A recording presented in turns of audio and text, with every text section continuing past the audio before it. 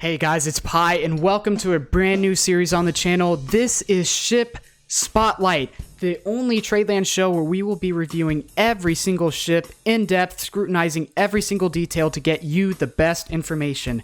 Now, if you haven't watched episode 0, which is an introduction to the series, you should go and watch it. It talks about the rating system that I'm going to be using. It gives some great context. It's basically a rubric for everything I'm going to be talking about today. So if you haven't watched episode 0, go ahead and watch it, linked in the description, and then also in the playlist for Ship Spotlight. But today, episode 1, we are reviewing my favorite ship in the game. Favorite, no secret. I know, it's no secret. We are going to be reviewing the Phoenix. So let's go ahead. Phoenix, I think, is a great ship overall. Let's go ahead and just dive right into it. The Phoenix unlocks at level 9 and has a recommended crew of 5. Its estimated total cost, which is the 75,000 doubloons, plus the price of the oak, the iron, and the blessed steam engine parts at current market rates, is going to run you up to about 375,000 doubloons. So it's a big investment to make, especially if you just hit level 9, but it is still in the reach of most Tradelands players, unlike the Ironclads in the Alliance. Like most Tradelands players, if you work hard, you're going to be able to get a Phoenix of your own one day, and that is actually a really, really nice detail.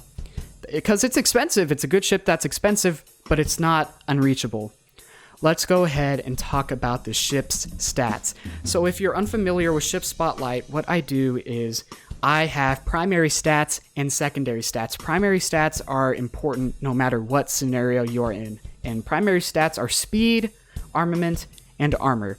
For the Phoenix, I give a speed of B, an armament of A, and an armor rating of B.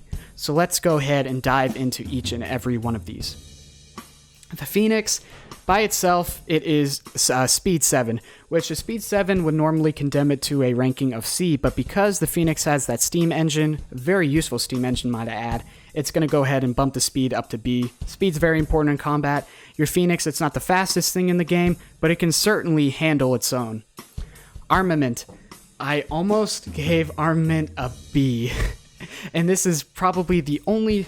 Actually, I think this is 95% sure this is the only ship that I might have given a A-, but that's not in the grading system, so Armament is A. You have 4 36 long guns on each side, then you have 2 size 4 mortars, or you could actually use cannons on the bow. Those are extremely useful, and then you also have 2 swivel guns. So it's not as strong as the Alliance or the Astra, but because you have the mortars, you have the swivels, and a strong broadside to begin with, that's why I made the Phoenix an armament of A. Very strong. Armor I give a B. So the Phoenix it's a semi-ironclad with 17,500 health. Certainly there are ships that have more health in the game, but the Phoenix is really kind of set aside from the competition and some of the most of the other wooden ships, except for the really big ones. The Phoenix, for its size, it has really good armor. So recap of all the primary stats. The Phoenix, very fast for its size, has a great armament for its size, and has wonderful armor for its size. Overall, couldn't be happier. It's very rare to see such a great balance of speed, armament, and armor, these primary stats. Let's go ahead and dive into our secondary stats.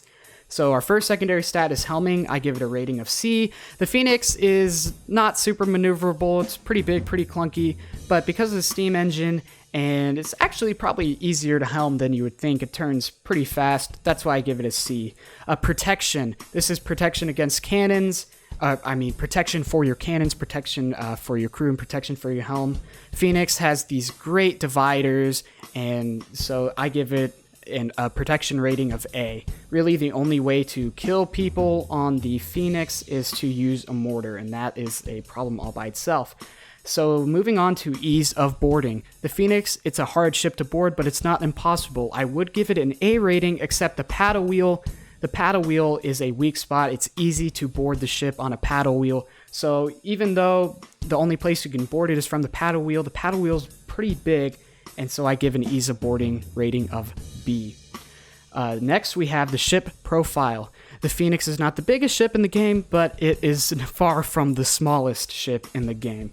The Phoenix has a considerable problem below the waterline, which is why I give it a rating of C. The range on the Phoenix with the mortars and the tilt is all right. It's nothing special, but because it has the mortars, I give a range of B. You can shoot a lot of things that are pretty far away on the Phoenix if you know what you're doing. Round shot has storage for 60 cannonballs.